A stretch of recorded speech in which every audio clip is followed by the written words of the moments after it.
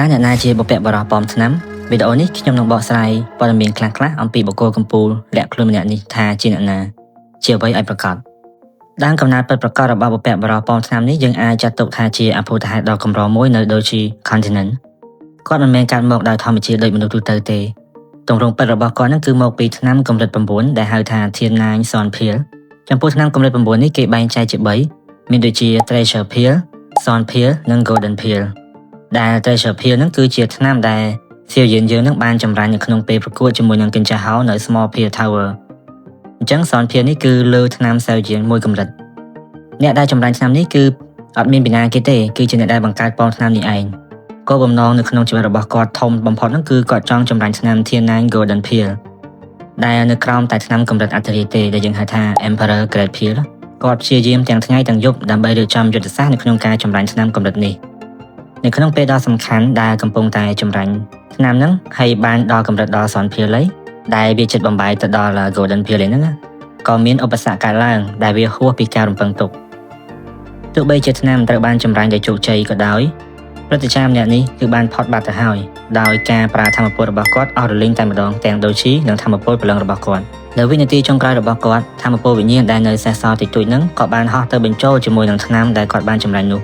នៅក្នុងរូបភាពដ៏ចម្លែកដែលផ្ដល់ឲ្យយើងនៅឯករាជ្យភាពនិងភាពឆ្លាតវៃហើយក៏បានបម្រែបម្រួលឆ្នាំនេះទៅជាទម្រង់របស់មនុស្ស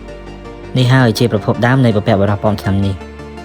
ដោយសារតែការកកើតឡើងនេះមិនមែនជាអ្វីដែលកើតឡើងសមស្របទៅតាមធម្មជាតិរបស់មនុស្សទោះឆ្នាំនេះបានបដូរទម្រង់មកជាមនុស្សក៏ដោយក៏ការគិតឬក៏ការធ្វើអ្វីផ្សេងៗទៀតនឹងដែលមនុស្សទូទៅធ្វើគឺគាត់ខ្វះត្រង់ចំណុចហ្នឹងអញ្ចឹងហើយធ្វើឲ្យគាត់ចាប់អារម្មណ៍និងចង់ដឹងពីរបៀបរស់នៅរបស់មនុស្សទូទៅ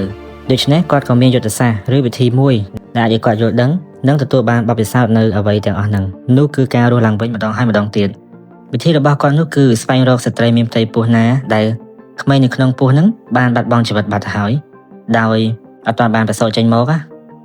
អញ្ចឹងគាត់នឹងចូលទៅក្នុងរាងកាយក្មេងនោះដើម្បីទទួលបានបទពិសោធន៍តាំងពីការចាប់ផ្ដើមបង្កកំណើតរហូតដល់ស្លាប់វិញតែម្ដង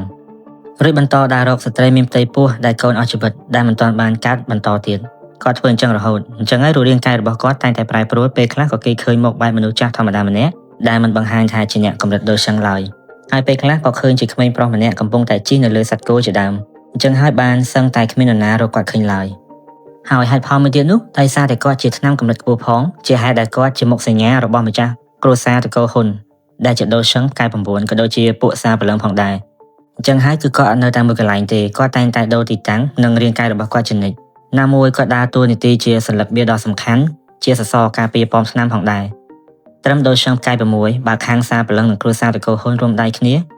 គឺគាត់គ្មានថ្ងៃឈ្នះទេដូច្នេះហើយគាត់តែងតែដើរត្រាច់ចោលគ្រប់កន្លែងដោយមិនឲ្យអ្នកណាដឹងនោះទេជៀសវាងធ្លាក់ចូលអន្ទាក់ពួកគេ